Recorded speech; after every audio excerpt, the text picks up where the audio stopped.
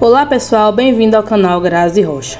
No vídeo de hoje, veremos a entrevista que o senador Flávio Bolsonaro da CNN sobre a denúncia da PGR, Procuradoria-Geral da República, ao Supremo Tribunal Federal ontem, dia 18 de fevereiro de 2025. A denúncia da Procuradoria-Geral da República contra Jair Bolsonaro tende a ser explosiva. Tentativa de golpe, organização criminosa e até um suposto plano para assassinar autoridades, incluindo o presidente Lula e o ministro Alexandre de Moraes. Segundo a PGR, há documentos, delações e até um discurso pronto que comprovam a conspiração. Mas será que essas acusações realmente se sustentam?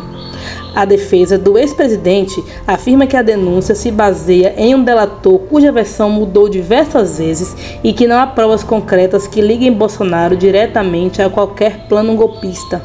Além disso, Flávio Bolsonaro nega veementemente qualquer envolvimento do pai em plano de assassinato e ironiza as acusações, mencionando que um dos militares supostamente envolvidos teria até perdido um táxi enquanto organizava o suposto golpe.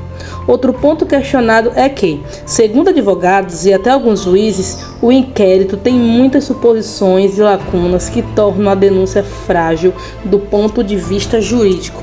Diante de tantas contradições, essa denúncia é um caso sólido ou um ataque político?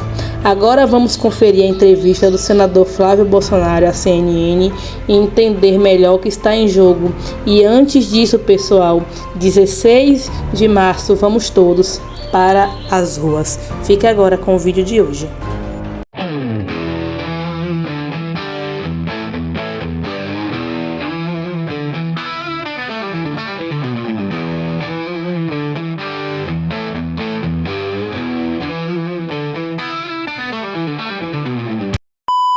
Vamos falar mais com aliados e familiares do ex-presidente Jair Bolsonaro. A gente recebe agora aqui no Novo Dia o senador Flávio Bolsonaro, filho do ex-presidente, já em tela aqui conosco, conversa viabilizada pela Basília Rodrigues, que também está em tela, Isabel Mega também participando dessa conversa. Antes de mais nada, muito obrigada, senador, seja bem-vindo, bom dia. Bom dia, Carol, bom dia, Basília, bom dia, Pedro, bom dia a todos que nos assistem. Bem, há pouco o Pedro Duran colocava aqui pra gente um pouco do que é o entendimento da Procuradoria-Geral da República, do material probatório trazido nessa denúncia, ao mesmo tempo em que trazia já os argumentos apresentados pela defesa do seu pai, do ex-presidente Jair Bolsonaro. Como é que nesse momento o senhor analisa os pontos trazidos pela Procuradoria-Geral da República? Você já se manifestou em redes sociais criticando essa denúncia. Nesse momento, qual deve ser a estratégia da defesa do ex-presidente? Bom, Carol, em primeiro lugar, é importante frisar que eu não estou aqui falando em nome da defesa jurídica, técnica do presidente Bolsonaro. Estou falando aqui como um político, já que essa é uma grande perseguição política que ele vem sofrendo, então eu me sinto aqui completamente amparado no meu exercício do mandato de fazer essa crítica a um grande circo probatório que vem sendo construído contra o presidente Bolsonaro desde o dia 1º de janeiro de 2019, quando ele assumiu a presidência da República. E algumas pessoas aí impregnadas pelo ouvido, como se Bolsonaro pretendesse implantar uma ditadura no Brasil, desde então eles vêm criando ali diversas armadilhas, diversas pegadinhas para que em algum momento pudessem tentar colocar uma espécie de guiso no presidente Bolsonaro para tê-lo ali nas mãos, como se fosse uma forma de evitar que ele fizesse um absurdo desse. Tanto é que o mandato dele passou, nenhum tipo de golpe foi tentado. Agora, o que eu lamento é que, infelizmente, o Procurador-Geral da República, o senhor Paulo Gonet, ele simplesmente aceitou fazer um jogo aí que interessa muito a quem me indicou a essa cadeira, que é o presidente Lula. Então, todo esse circo probatório, o que mais não tem nesse processo inteiro são provas. Não tem absolutamente nada de material que vincule Bolsonaro a qualquer dessas acusações absurdas que ele vem sofrendo. Então, óbvio que a gente enxerga isso com uma grande indignação. Já houve a condenação do TSE com base em coisas também completamente supérfluas.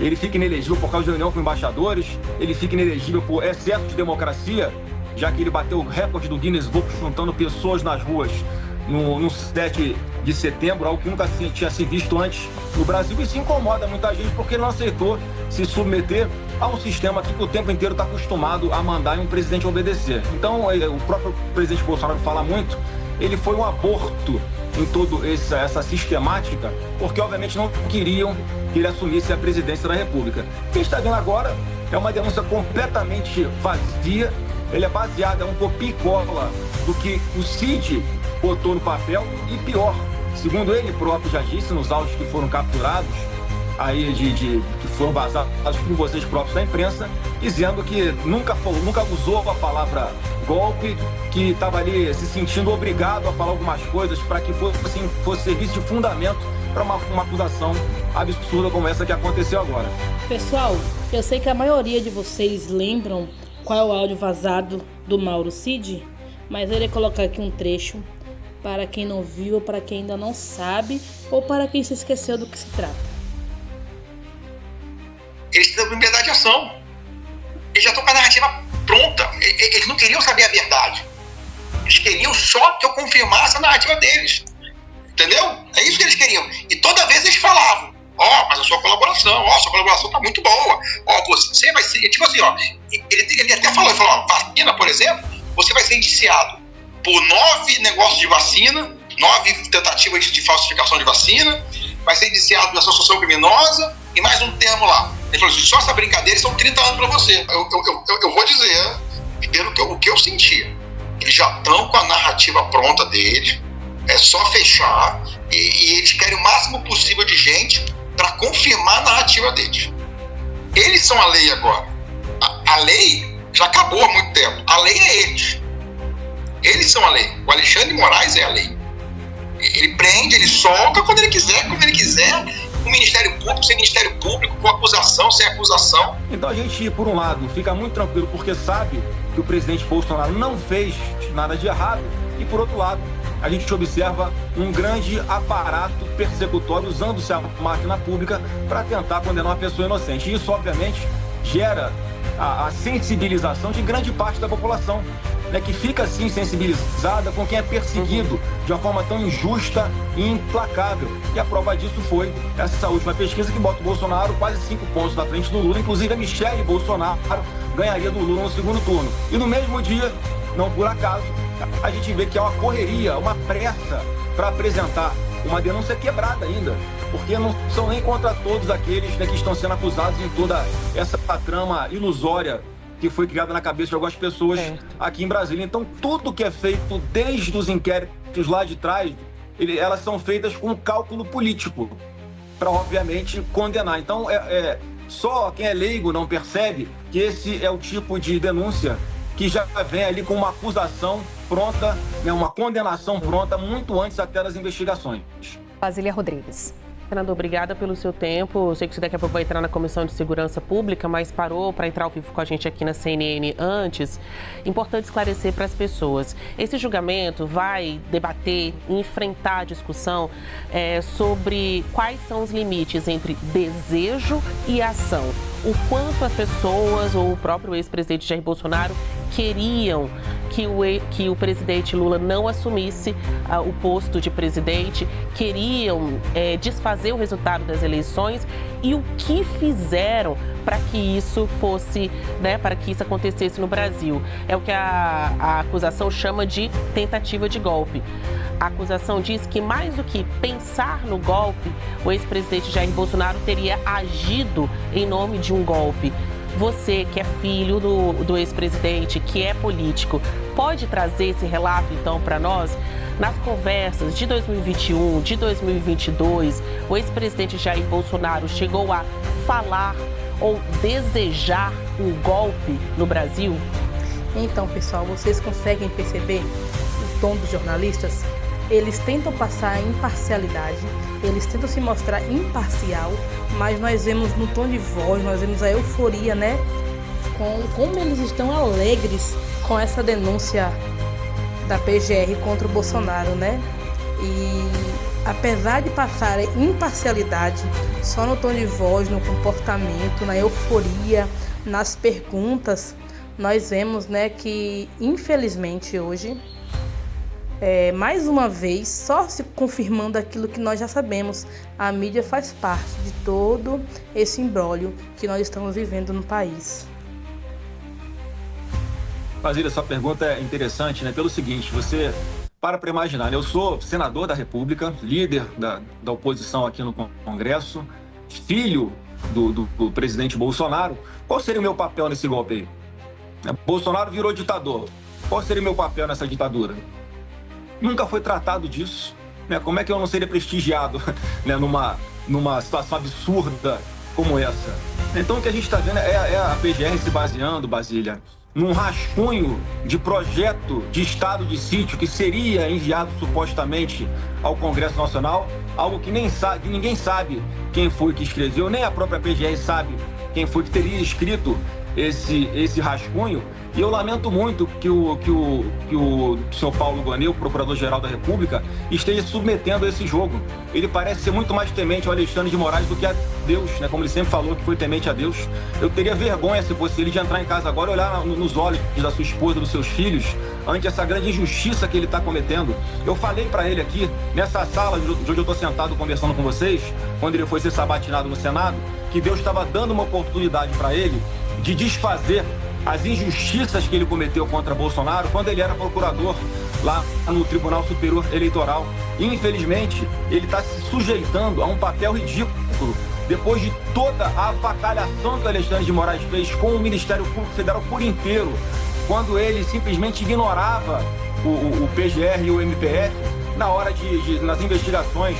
Ele ignorava que o MPF nem era chamado a se manifestar antes de qualquer medida que ele tomasse, com medidas cautelares, dentro desses inquéritos. O Alexandre de Moraes escolhia quem eram as pessoas que seriam investigadas com uma punição já pré-determinada. Ele escolhia quem eram os investigadores. Ele mandava o relatório da PF voltar para ser refeito porque não estava satisfazendo os interesses dele. E qualquer discussão política está sendo encarada pela PGR como se fosse um atentado contra a democracia, pelas mesmas pessoas que estão acusando ele, e o próprio Alexandre de Moraes, que transformou, por exemplo, uma discussão em aeroporto, Basília, num atentado contra a democracia. Então as pessoas não podem achar normal tudo o que está acontecendo no Brasil, porque começa errado, vai acabar errado. E aqui não é nenhuma ameaça, é uma constatação. Olha o que está acontecendo no mundo. Assistam ao discurso. Perdemos o contato com lá na Alemanha agora, em que ele fala das lideranças políticas da Europa que o que acontece no mundo com quem desrespeita a liberdade de expressão, a liberdade de opinião, quem persegue adversários políticos para tirarem essas pessoas de uma disputa, como no caso aqui no Brasil. Pedro Duran. Obrigado, Carol. Senador, super obrigado pela conversa com a gente na CNN. Eu queria entender um detalhe importante da tua visão e do teu ângulo sobre esse processo todo, porque quando você diz que havia ali um rascunho de um estado de sítio, quando a PGR apresenta a denúncia, ela traz várias provas físicas mesmo, rascunhos, anotações, pedaços de papel, cadernetas, vídeos, áudios. Na tua avaliação, ali daquele grupo de 34 pessoas, tem alguém que mereça ser condenado? Olha, para mim é o crime impossível que todos estão sendo acusados. Qual a possibilidade de esses rascunhos, esses áudios, esses vídeos, essas falas, até entrevistas foram colocadas nos inquéritos como prova de alguém que estava tentando contra o Estado Democrático de Direito.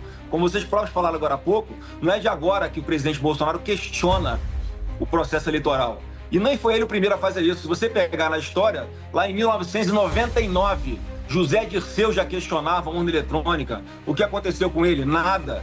A mesma coisa do Carlos Lupe, que foi o presidente do PDT, o partido que entrou no TSE com uma ação para deixar Bolsonaro inelegível. Já defendeu também que o processo eleitoral, que é feito somente com a urna eletrônica, ele é suspeito. Agora, eu tenho uma coisa muito curiosa, né? Porque você imagina o ministro Zanin, ele há pouco tempo estava procurando nulidades na investigação contra o Lula para tentar cancelar as condenações que ele teve desde primeira instância. Eu fico imaginando a dificuldade que ele vai ter agora de encontrar algo que não seja nulo em todo esse inquérito, em todo esse processo, e como é que ele vai se comportar diante disso, né? Porque é tão claro, é tão absurdo, qualquer advogado, qualquer estagiário de advocacia enxerga aqui dezenas de nulidades absolutas nesse processo. É claramente um processo montado, fabricado, para condenar o presidente Bolsonaro.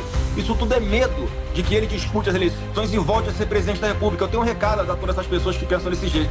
Vocês vão ver o presidente Bolsonaro ser presidente em 2026 e vão fazer isso rindo.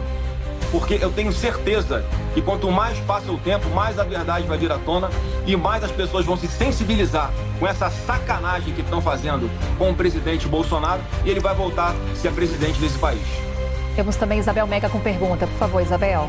Senador, muito bom dia. Obrigada por conversar conosco aqui na CNN. Eu queria falar justamente sobre 2026. Senador, como, do ponto de vista de vocês, a denúncia afeta o nosso processo eleitoral? Quando o senhor fala que Jair Bolsonaro vai ser candidato no ano que vem, o senhor está se apegando a qual possibilidade para dizer isso e que permita viabilidade, inclusive jurídica, para que de fato o nome dele possa aparecer nas urnas em outubro do ano que vem? E considerando um cenário em que há ali uma análise de que é possível termos uma condenação de Jair Bolsonaro, senador, até que ponto vocês sustentariam essa candidatura? Ele vai até o final, até quando der? Olha, Isabel, olha o que aconteceu com o Lula, né? Que ele sim, condenado em primeira instância, em segunda instância, pelo STJ, pelo próprio STF, né, por todo o desfalque que ele deu nas finanças públicas do Brasil, todo o assalto que houve durante o seu governo, as estatais, bilhões de reais devolvidos em delações premiadas, bilhões de reais devolvidos nos acordos de leniência, e do nada ele foi pinçado e recolocado no jogo político. Então Bolsonaro, que não cometeu nenhum ato de corrupção, uma pessoa que é inocente, por que com ele também não pode acontecer a mesma coisa? Porque se a condenação dele claramente é política, por que mudando o cenário político também não pode mudar a sua situação jurídica? Então é muito mais fácil que o presidente Bolsonaro volte para o jogo e seja candidato do que eram as chances do Lula, por todos os crimes que ele de fato cometeu lá atrás e que foi descondenado por causa de uma questão de CEP, que ele foi condenado inicialmente num local diferente do que ele supostamente deveria ter sido julgado. Então tem muito claro que em 2026 o presidente Bolsonaro será candidato, ele vai fazer a sua inscrição da sua candidatura no TSE e vai ser viabilizada, vai ser deferida e ele vai ser presidente eleito no primeiro turno de 2026. Senador, para terminar aqui a nossa entrevista, acho que tem que esgotar todas as questões relacionadas a golpe.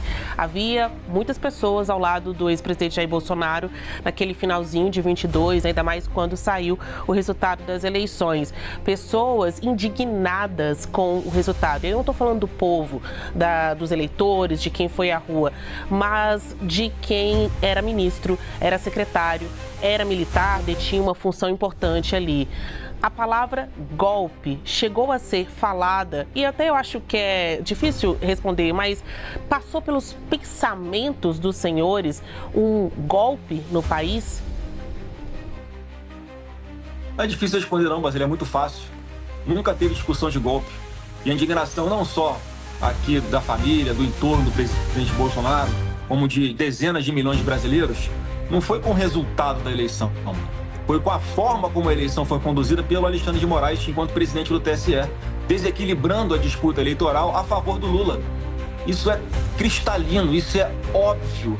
Todos sabem, por mais que não possam admitir publicamente, que isso aconteceu e torceram ou então fizeram vistas grossas para isso. E nós, Basília, recorremos sempre dentro do processo. Nós sugerimos ali vários indícios de fragilidade do processo eleitoral, como existem nesse inquérito que foi aberto lá em 2018, Basília, quando o presidente Bolsonaro foi eleito. Naquela oportunidade, o Ministério Público Federal abriu um inquérito de ofício por suspeitas de que teria havido algum problema no processo eleitoral. Esse inquérito está aberto até hoje. O que se sabe é que, inclusive, hackers usaram a banha do ministro Banhos, do TSE, para ficar por vários meses dentro do TSE. Então nunca se chegou ali a aprofundar a investigação, e quando começou a se aprofundar, sabe qual foi a resposta dentro do inquérito? Está lá no papel. A resposta dentro do inquérito é que os logs, que comprovariam ali os acessos a locais do TSE, que em tese seriam invioláveis, foram apagados pela empresa que fazia toda a gestão das urnas eletrônicas. Então, assim, se lá atrás pôde se investigar, agora, em 2022, nós apresentamos diversos indícios de possíveis fragilidades e, ao invés de investigar, né, que qualquer pessoa normal entende que seria o maior interesse do TSE, o que foi feito? Foi dada uma multa de 22 milhões de reais no Partido Liberal, de uma forma completamente arbitrária e ilegal, em um questionamento administrativo que foi feito, que nem caberia uma litigância de má-fé. Mesmo assim, o Alexandre de Moraes foi e condenou, dando um claro recado, Basília, de que se o PL insistisse em continuar pedindo que o TSE investigasse algumas fragilidades no processo eleitoral, correu o risco até de ele caçar o registro do nosso partido. E a partir desse momento, Basília, que começa uma discussão dentro da Constituição do que poderia ser feito para tentar reverter essa situação dentro do processo. Isso foi transformado em uma acusação de tentativa de golpe, de violência, de tentativa de golpe armada. Veja só, qual foi a arma que foi usada pelo presidente Bolsonaro? Qual foi a ameaça que ele cometeu? Essa denúncia, qual foi a depredação de patrimônio tombado que ele fez, que está sendo imputado também a ele, essa absurda acusação? É tanta fragilidade, é tanta coisa surreal nessa denúncia, que, mais uma vez, eu acho que o PGR Paulo Gonet vai ter vergonha de entrar no elevador da PGR agora e olhar nos olhos dos seus pares e ter submetido a um trabalho tão sujo e eivado de interesse político. Senador, até sobre esse assunto que você está trazendo, um dos pontos que o Procurador-Geral da República sustenta é que o teu pai, o ex-presidente, sabia de um plano que era o tal punhal verde e amarelo para assassinar o presidente Lula, o vice Geraldo Alckmin, para fazer uma emboscada contra o Alexandre de Moraes. Tem até os relatos da troca de mensagens dos envolvidos nesse suposto plano, com essa tentativa de emboscada contra o Alexandre de Moraes. Qual que é a tua avaliação sobre esta acusação de que o ex-presidente sabia do plano para matar Lula? Ele sabia mesmo? Esse plano existia? Ele teve conhecimento disso ou não? Óbvio que não. Isso é uma maluquice sem pé nem cabeça. Esse é aquela acusação que um dos membros ali perdeu a chance de chegar perto de algum dos alvos porque não conseguiu pegar um táxi, não é isso? É algo tão irrisório, sabe? É algo tão infantil uma acusação como essa. E, mais uma vez, qual é a prova de que o Bolsonaro saberia disso? Né? Quem dirá que concordaria? Quem dirá que teria participado de alguma forma disso? Sabe o que o PGR botou no papel? O Cid falou, tá falado. Então eu lamento, mais uma vez, que tudo isso tenha se baseado num copia e cola do que o Cid botou no papel. E mais, em defesa do Cid, eu acredito na delação verdadeira que ele fez, foi aquela dos áudios vazados, em que ele disse que estava fazendo tudo sob uma tortura psicológica. Já estava tudo armado e planejado, que eles só queriam ali que o Cid colaborasse, né, com alguma fala para que isso servisse de base para formalizar essa acusação contra o presidente Bolsonaro. Lembrando, né, que ele vinha sempre ficando em silêncio nas oitivas da Polícia Federal, e a partir do momento em que ele é proibido de ver suas próprias filhas, ele é proibido de ter contato com a sua esposa, ele é proibido de ter contato com seu pai, algumas horas depois ele resolve ir e começar a botar no papel algumas coisas, obviamente ali sob uma clara tortura, uma total falta de voluntariedade no que ele depunha naquele momento. E qualquer pessoa humana entende que uma pessoa na situação como a que ele estava falaria o que teve e o que não teve, principalmente o que não teve, para satisfazer a vontade daqueles que estavam querendo ali ameaçando de deixá-lo preso por algumas décadas. Então isso tudo em algum momento vai ser trazido à tona pela defesa jurídica do presidente Bolsonaro, e nós vamos continuar fazendo o nosso papel de denunciar. Obrigado pelo espaço que vocês dão aqui, e mais uma vez, é mais um motivo para todos estarmos nas ruas no dia 16 de março em todo o Brasil. Senador Flávio Bolsonaro, nessa conversa aqui conosco na CNN, mais uma vez, muito obrigada, senador. Eu que agradeço, um bom trabalho a todos.